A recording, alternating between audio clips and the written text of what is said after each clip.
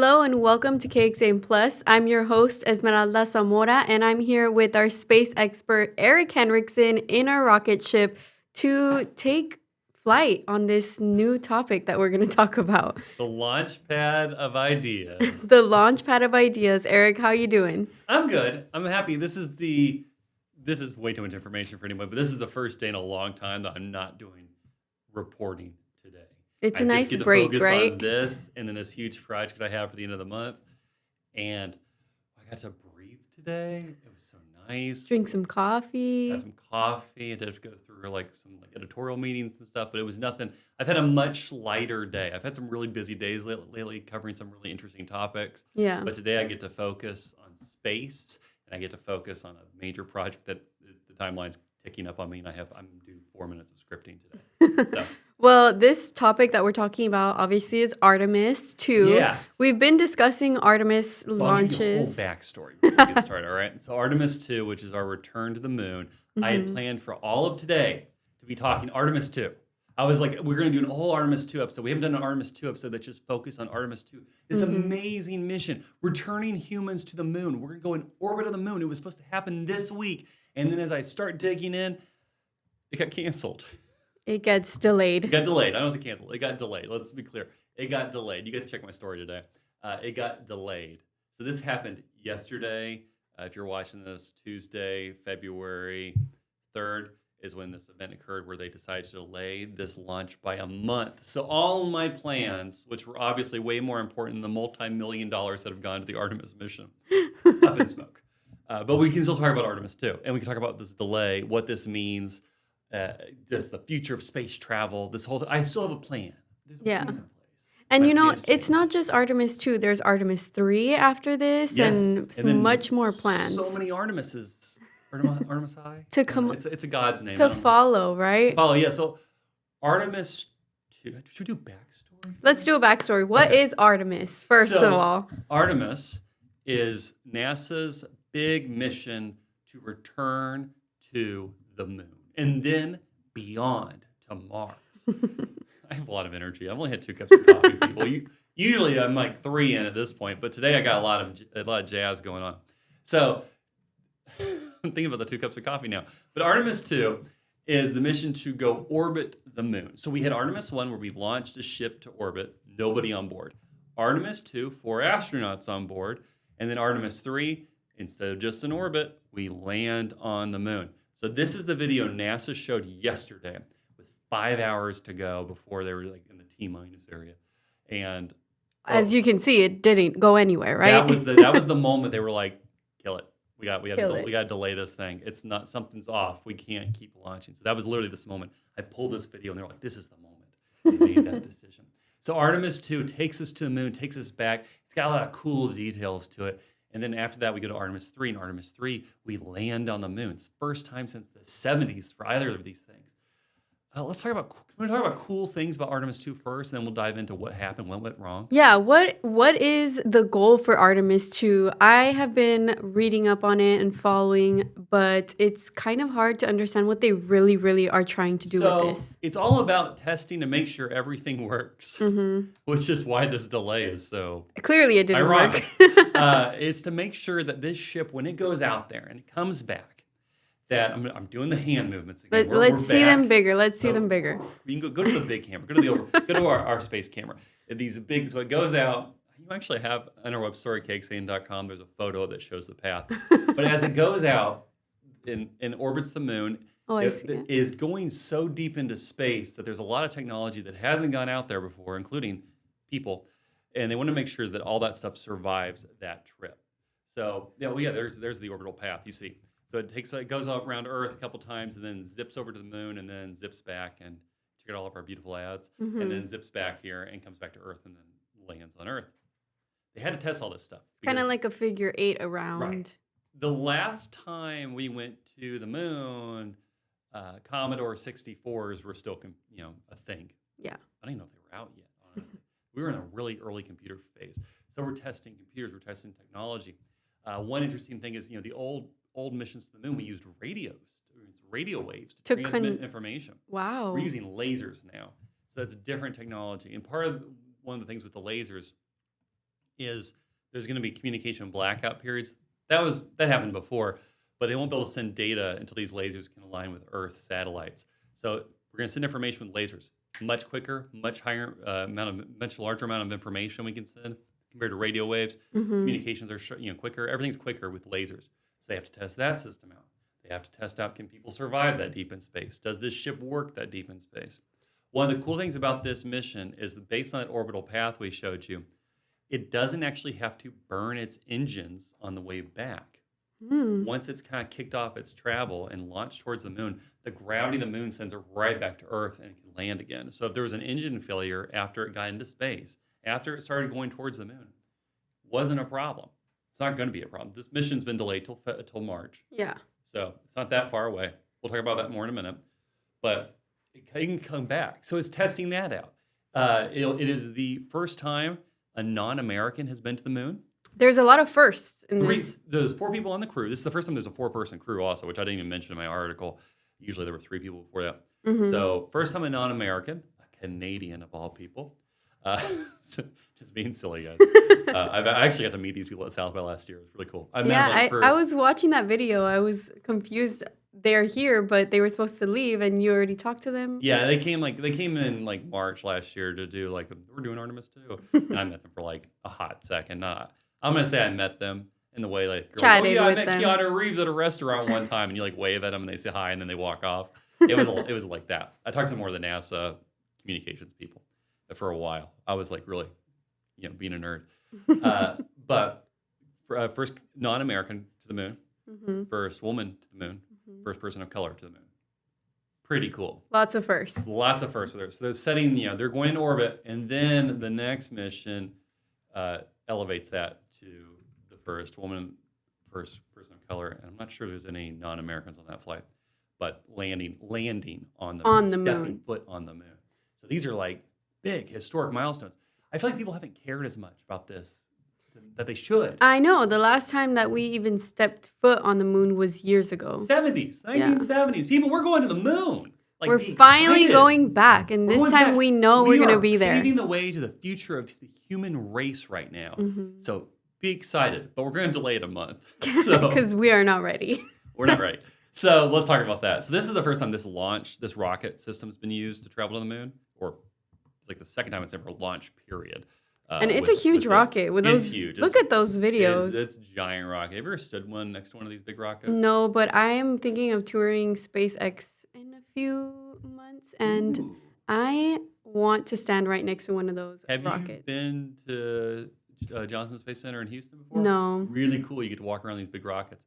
I was born in northern Alabama at in Huntsville, and they had the Space and Rocket Center. Oh, yeah. Guess where all my energies come from, people? Oh, so from there. As a little kid, I got to go to space camp, of course, but also like they had the big rockets there, and I'd walk around them all the time, and it's humbling.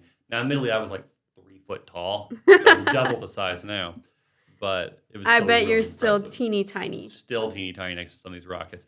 So they're huge rockets. This is the first time we're getting ready to really. This is the first set of missions these rockets are on, right? They're doing what they call a wet rehearsal.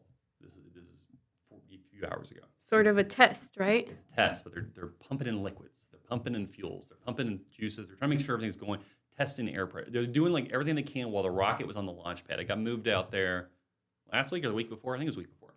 They moved the rocket out there. This is go back. I showed the video. I was about to reference it.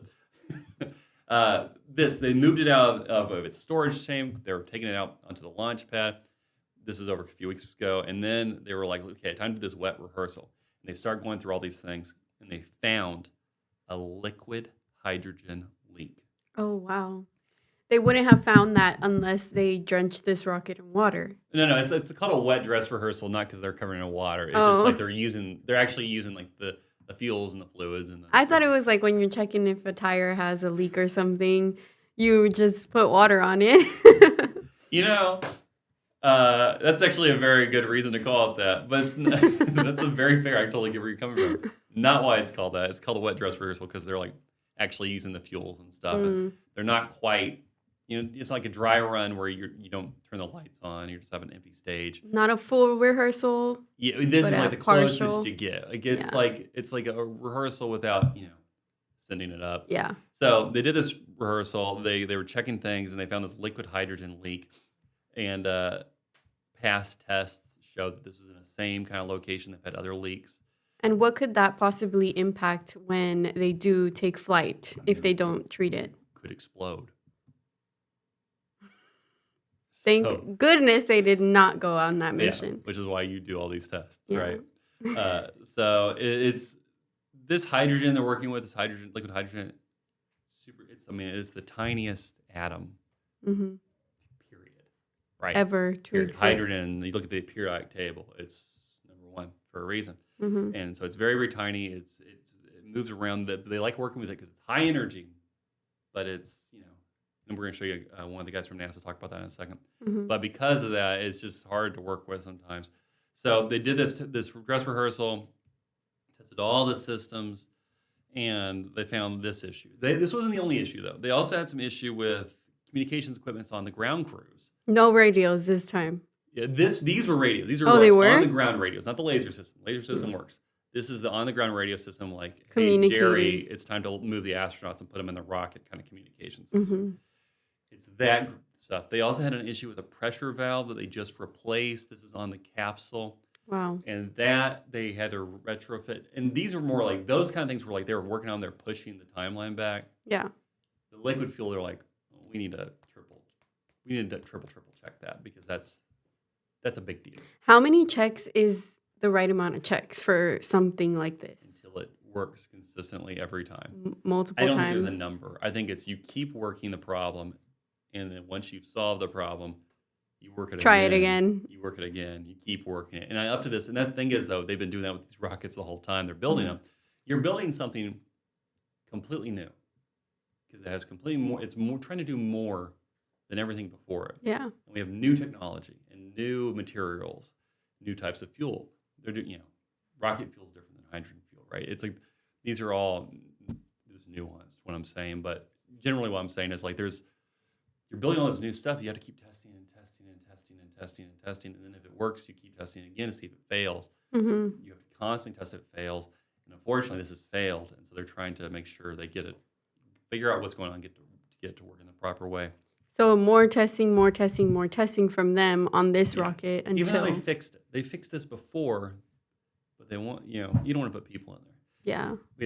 We had two space shuttles explode. Do you remember these? Columbia and, oh goodness gracious. I remember... I just wrote it down too. I'm blanking. I feel horrible. They named my elementary school after one of them. Discovery? Was it Columbia called? and Discovery? Were those the two? I think it was Discovery. Challenger. Oh, God, goodness Yes, gracious. Challenger. Columbia and Challenger. I don't know. Sorry. Just lost my thought there.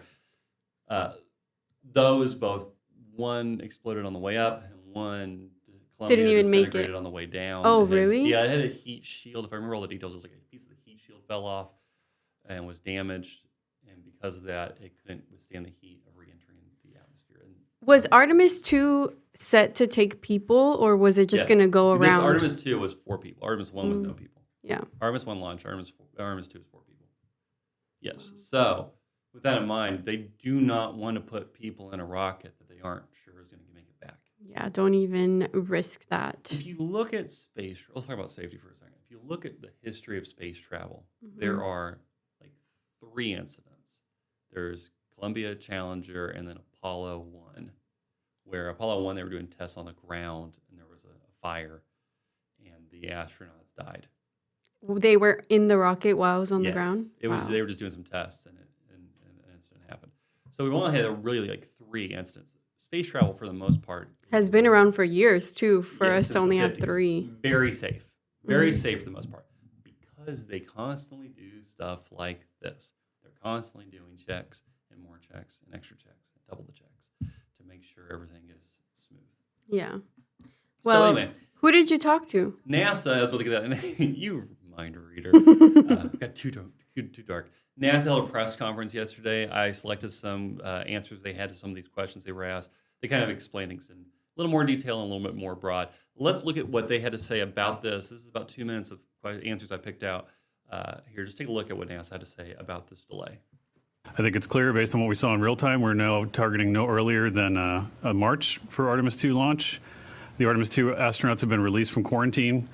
This morning they remained in Houston. We try to test like we fly, but this interface is a very complex interface, and when you're dealing with hydrogen, it's a small molecule. It's highly energetic, and we like it for that reason. And we do the best we can. And actually, this one caught us off guard, and the initial things that we were seeing, and the technical team felt like we either had some sort of misalignment or some sort of deformation or debris on the seal. That's a long time between the first test and the second all-up test. Of course, we've been testing across the board, in different configurations. This vehicle is designed to, at least our test campaign is designed to conduct these all-up tests. We do component and other level testing where we do this tank pressure testing when we machine and manufacture the test. So we do get that data. But, to be fair, it is going to be experimental, because going to the moon in this configuration with the energies we're dealing with, and every time we do it, these are very bespoke components. They're in many cases made by incredible craftsmen, and so the geometries of them, even though they're within tolerances, each one of them is different. Honeycutt said earlier. What we have learned during the Artemis tanking campaign is that this interface is sensitive to flow rates and pressures. We learned that during Artemis 1. And we saw the same thing. Yesterday. It was when we went to fast fill. We were in slow fill. We were within our limits and within our bands. It was when we transitioned to fast fill that we began to see the limits creeping up, or the concentrations within the cavity creeping up. And so we started out with a lower pressure, but as we put additional pressure and got back closer to our fast fill rates, we started to see the leak. It's an experimental vehicle, and just I'm reminded again, for almost 4 days and 40 years from Challenger, nobody sitting in one of these chairs needs to be calling any of these vehicles operational. I want to highlight that last part. He said basically the vehicle not yet considered operational, basically. That's what it comes down to. This vehicle, at all, is not operational until this leak is fixed. Yeah. One thing I was reading here, a misalignment, deformation, or debris on the seal is expected to contribute to the leak. So that was the issue. It's something along those lines. There's something that's like they're not quite sure what's causing that leak. Interesting. But it's one of those three things. They're going to work on it on the pad, so they're not going to pull it off. We talked about it being moved out there. Yeah. It stays there. It just stays there, and they can work on it. So it's like it's not the big of a problem where they have to take it back. So they don't get to work under a roof on this rocket, but they do get to work out. Of all the things to worry about. I would be worried about that. No, that's like. Yeah, they do have to do. They can do it right out there. They don't have to. They're going to be covered. This is in Houston, Depends right? on where the leak is. No, this is in Florida. Oh, okay. Where it's nice and cold. Right that's now, another thing. I didn't talk about that. It's cold. That impacted what It was the issues were happening. Cameras and a couple other things were impacted. Mm-hmm. That's not expected to affect the launch. It was just kind of like hey, by the way, it's a little chilly in Florida right now. and This is usually not what we launch under. And obviously Florida isn't always chilly, so they don't think to check if this made an effect on the rocket. They did check it. They can put that in consideration, but it's like typically the reason we launch from Florida, closer to the equator. Temperature. Temperature's more consistent. Weather's more consistent. It has rains and stuff. Yeah. It is more consistent temperatures in that area, which is why and also surrounded by the ocean. So if it crashes into water, not land and people. Yeah. But yeah, it's because it's really consistent. So one of the reasons they launch out of Texas, we've talked about this in the past. Yeah, they closer South to Texas. the equator. Yeah. Consistent temperatures, consistent weather, very important. Perfect crash site. Not perfect, but helpful. If you're going to crash, you'd rather crash in the water. Also, the survival chances are higher if it crashes into water than into land. What about the timeline? I know when we first started this stream, you said that you were on a timeline and this delay messed up your timeline. But what about the timeline of this actual project? Is this going to make a big impact that they had to stop? Hope not. They pushed the launch till March. So that gives them a month. So what's today? The 4th, 24 days, Mm-hmm. and whatever day in March. They didn't say. I didn't see a specific date listed on anything, so it probably hasn't been fully agreed upon yet. What day? Yeah. If that has come out since, I didn't see it this morning during my research. They'll probably decide once they get a better idea of how many tests they need to do. They'll continue the repairs on the launch pad, and they'll tell you that's to be pretty quick. So once they have that done, they'll be able to move on. So they don't have to move it back. And like we said, that's kind of a pain. Yeah. A step back rather than a step forward. Right. So they can be out there done. Astronauts, they mentioned they were in quarantine. They usually put them in quarantine beforehand. You don't want them to get sick and then go into space. And then, So were they set to go? Yeah.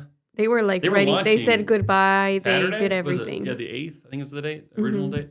What is that, Saturday? Sunday? This Saturday, What's the 8th? Today's Wednesday. 4 days from now. So on Monday. the 8th, it'll be Like, it would've Sunday. been like Sunday night, Monday morning, somewhere Yeah. there. So they were ready They to were ready to go. They go. were in quarantine, ready to go. Wow, They were doing all these checks. that stinks. But at least they caught it and they didn't go up without it. Right. We have one more interview I want to highlight. Lori Leshin, she's the former director of the Jet Propulsion Laboratory, worked on a bunch of major rockets. She talked about safety and like, why are we doing this mission? I've kind of touched on some of these things already, but she is much smarter than me. So let's see what she has to say about why this mission is important, why it's part of the space race with China, why we do these safety checks, and then some of the good things we have, because even though we have this delay, it's not that bad. So here, take a look at this. Artemis II is incredibly important. It's the U.S.'s first foray beyond low Earth orbit since the end of the Apollo program. And in that sense, it's our first step to having a permanent presence on the moon and going beyond, going to Mars. So Artemis II is going to unlock doors to future American deep space exploration.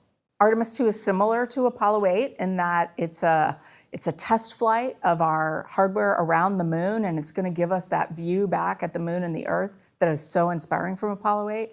But of course, it's all much more modern hardware now, and it's 4 crew instead of 3, and it's the first woman to go around the moon.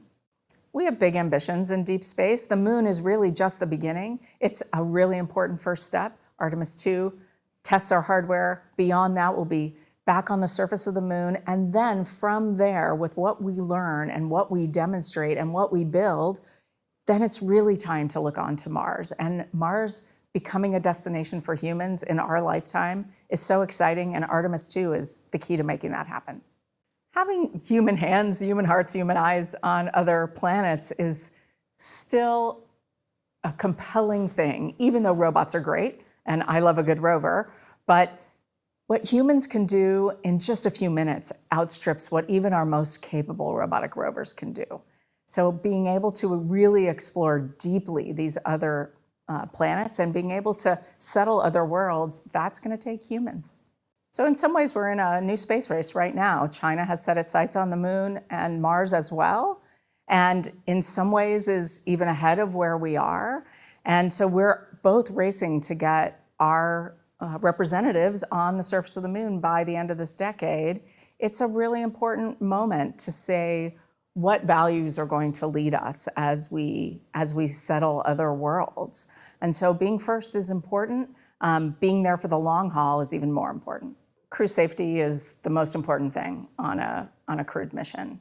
And so you have to make sure that the technical experts are all listened to. If we learned anything from the loss of Challenger, from the loss of Columbia, it's that we need to make sure we're listening to experts. And I trust that the agency has brought all the right experts together and turned over every stone to try to make sure that the Artemis II heat shield issue has been dealt with sufficiently. If they say they're go for a launch, I believe they are. The great thing about the moon is you get a launch period every month. So that if we slip to March or to April, it's no big deal. That's true. There's always a rewiring in the timing of when you can get there, when you can land. It's close enough. So like when you think about launch windows, the further out they are, the narrower they are, the planet or wherever we're heading. Yeah. The moon's close, so it comes back, like the windows are tighter. Comes back around. I have dates. What are But the here dates? are the potential dates. March 6th, 7th, 8th, 9th, or 11th. Those Oh, are the- March 6th, 7th, 8th, 9th, or 11th. So like a whole week window. Yeah, so they have a week window right there at the beginning of the month. Wow. Also, I didn't realize this. The amount of fuel, I just read this. 700,000 gallons was what they were testing. That was the fuel. Jeez. Talk about a wet test. That's why it's wet. And that's what they used all that fuel just for the test? Dumped it in. Yeah, you got to make sure make sure it fills up, no leaks. Is the fuel So good a year after earlier, that? yeah, it's fine. Oh, okay. We talked about I was like, that's a waste of fuel. spraying water on the rocket Yeah. with a squirt bottle to see if there's any fuel in it. Same thing, but the water bottle's on the inside. Oh, testing for leaks on the inside? Yeah, because you're doing with liquid, not air. Mm-hmm. Interesting. I'm getting way too close to the camera. You guys don't need to see every one of my pores. I'm not covered up with that much powder. Yeah. So that anyway, March 6th through 11th. So maybe we can Literally a month. come back here in our rocket ship and watch it happen. Yeah, depending on the Live time. stream? We've done this before. When Bezos launched his for the first time, we saw a space app. We did these live. Yeah. It was great. We should do that here. We can commentate on when it. Artemis 1 launched, I got to be in the studio. We Really? did it live. Yeah, we did it live. I got called in. An emergency, space emergency. Space I sat there emergency. with Will Dupree, and I got to talk about being a nerd and how cool the rocket launch was. So Well, I hope that this next month the launch actually does take flight. yes, and And so we we'll can talk watch about it. more when it happens. And so we'll probably do, probably like that week. We'll talk about like how the mission's going. What we've learned. We'll be able to communicate Preparations. much quicker. We talked about the lasers. Mhm. They'll be able to get information quicker. So we'll actually have updates to share Yeah. about the But return to space. return to the For moon. anyone that wants to see or hear about the delay, where can they do that? Cakescene.com. Cakescene.com. Yeah. We'll Cakesand.com. post stuff as we learn it. Obviously, there's a photo from the press conference yesterday. I included a couple renderings of the ship in space, a couple extra details. We touched on most of the details here today. My favorite's that orbital chart I found from is NASA. cool. Yeah, Yeah. it's really cool, right? That one kind of highlights. It has some more detail too on what they do in different parts of the mission and stuff that I just didn't really want to talk about today. We'll save that for next time. Next time we're in space. In a month. Fancy schmancy. I try to do my best. I put the work in. All right. You do. I show up. I'm wearing like clothes and stuff. Let's see that big camera again. Look, I got my fit on. I did a sweater today. You know, I was kind of like Matching the vibe Yeah, of our those room. my little Calvin Klein sweaters. I have like 3 sweaters. This is the one I like. The other ones don't even fit. Well, thank you for wearing your favorite sweater to our episode this week. Yeah, I hope I'll have. I didn't wear space socks. I should wear space socks. You need to wear like a astronaut helmet next time or something. I'd love to own one of those. That would be cool. Can we talk books? I just Books? finished Project Hail Mary, which is about to be a movie. Mm-hmm. Really good space book. Really good space book. Interesting. Really good. Is it fiction or nonfiction? Fiction. It's about our son dies or is dying and they're trying to save it. And so they go into deep space to solve it. And there's a bunch of good mysteries and twists and turns. And That I sounds highly cool. recommend it. It's a few years old. Are they turning it into a movie anytime Yeah, soon? Ryan Gosling. It comes out this summer, I think. Exciting. I'll watch it. God forbid we read. I'll listen to the audiobook. Yeah, that's what I did, honestly. And actually, the audiobook does something. I'm like, I don't have time to like read, but I love audiobooks. I love to go to the gym. I love to drive and listen Yeah. to books. Play video games and listen to books. Depends on the game. And they do a really cool thing with a character in it that's really interesting. Don't spoil it. I'm not gonna spoil it. It's just like they do they do voices and stuff. They do some cool stuff with this. where Yeah. it's, like, Have you listened to audiobooks where it's like cinematic and they have like background noises Yes. and different voices? Those are my favorite. I type. have one to recommend if you're an audiobook person. World War Z, the zombie book. Mhm. It's written in the perspective of a journalist going around and interviewing people after a zombie outbreak. Whoa. And they bring in people like Martin Scorsese and Mark Hamill and Bruce Broxleitner. There's a couple others I'm forgetting. A couple others, like Common, I think, is in it. Yeah, I'm pretty sure he's in. Who do these like readings, and so they read these chapters as the person being interviewed, and there's a person also voicing the interviewer, and it's really cool. And the stories are really they're like little short stories basically that tell like the zombie stories, and some of them are like really scary. Some of them are kind of about like the tragedy of like surviving like an event like that. Some of them Yeah. are more like there's this really creepy one about going into the catacombs beneath Paris and all the zombies down there, and they're trying to like clear them out. Whoa. I remember there's another one about a submarine that's like really cool about like they go in a sub and there's zombies at the bottom of the ocean trying to get into the sub. Whoa. And but it also touches on like politics and stuff. It's a really cool book. And then the audiobook really just elevates it. It's on Audible. It might be on Spotify. Spotify has like an audiobook thing. Yeah, you they can listen. do. Lots of books on there. I do that I have both. And because I constantly am feeding information into my head about things I don't need. But that's a really good audiobook. If you want a good recommendation, it's like always the one I recommend to people. It's like go to World War Z, get that audiobook, get the unabridged because it has all the different stories, and do that. It's really, really great audiobook to listen That's cool. Well, we'll see you next week here Yeah. on Cakes in Plus, and maybe in a few weeks we'll be watching another rocket launch. Fingers crossed. Fingers Let's hope crossed. it happens. I think it's going to happen. I think it's going to be good. See you soon. See you soon. Bye.